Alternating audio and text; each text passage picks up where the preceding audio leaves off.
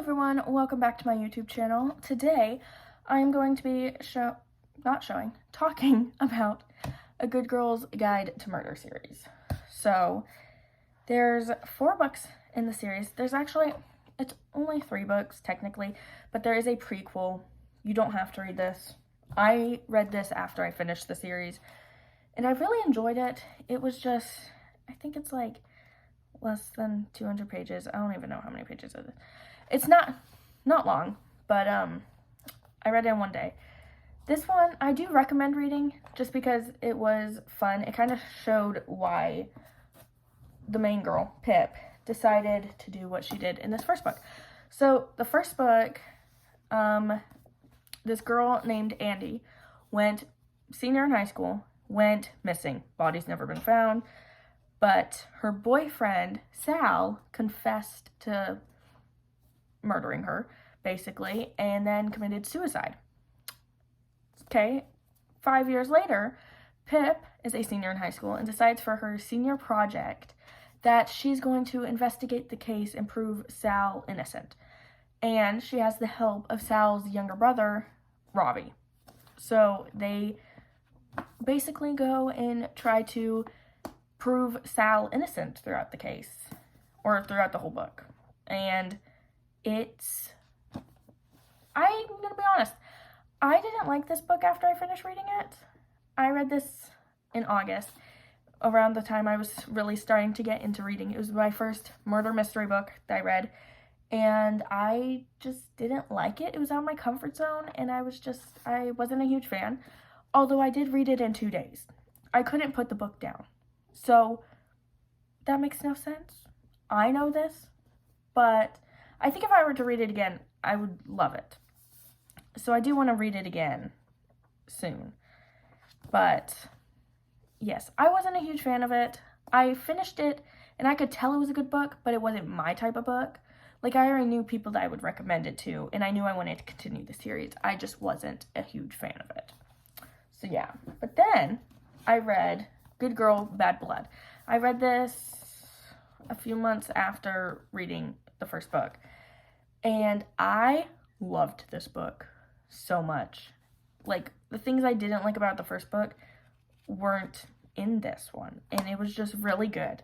And so Pip, I'm pretty sure it's her friend Connor, one of her best friends named Connor, his older brother goes missing, and him and his mom feel like there's something different about it from other times that he's just left without saying anything, and they go to the cops, and the cops say since he's 24 and it's not the first time he's just left without saying anything, that he's not a high risk, and there's nothing they can do about it right now, or they're not going to do anything. And so they go to Pip because they think there's something more to it, and ask her to help them by using the podcast she started in this book, where she gave a bunch of information that she got from the first book. And they ask her to do that and try and find him. So in this book, it said that there's like so many days when there's a missing person to where after so many days, you're most likely looking for a body, not a missing person. So it's a whole like her trying to solve it before it's too late. And I really liked it. And then the third book, As Good as Dead.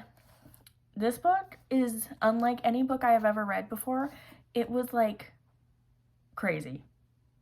The lines between wrong and right were blurred so much. It was crazy to me. And then it's so different than the other books. It ties in a lot to the first book though, some of the information you find out in the first book, which I really liked. But it's also just it's crazy. It's crazy. But I loved it. I don't even know. Like, this book, I still just don't know how to express it. I read this book in October. It's February.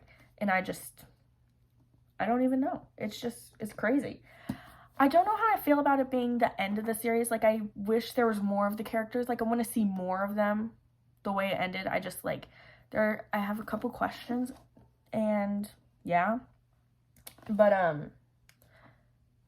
like, I had such an attachment to these characters by this point, And this one, so the plot of it, Pip is having a hard time after the way this book ended. And she's dealing with some stuff. So it's a lot darker. Like, it starts off a lot darker than the other two books. And I was not a fan of that at first. And then I started reading one day and I was finished with it by the end of the weekend. But she's like getting, like, she has a stalker in this book. And yeah, like, basically, yeah, she has a stalker. That's like the main plot of it for the most part. If I tell you anything else, it would probably spoil it because I don't know how to describe this book without spoiling it. But like, I had goosebumps at one point. This book was crazy.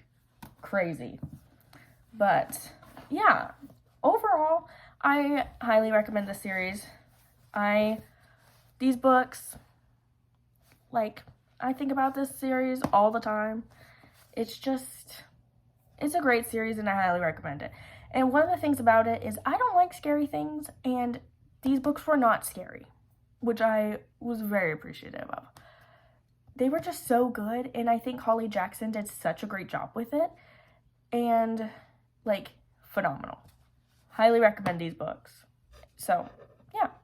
I hope you guys like this video. Make sure to like and subscribe, and I'll see you next time.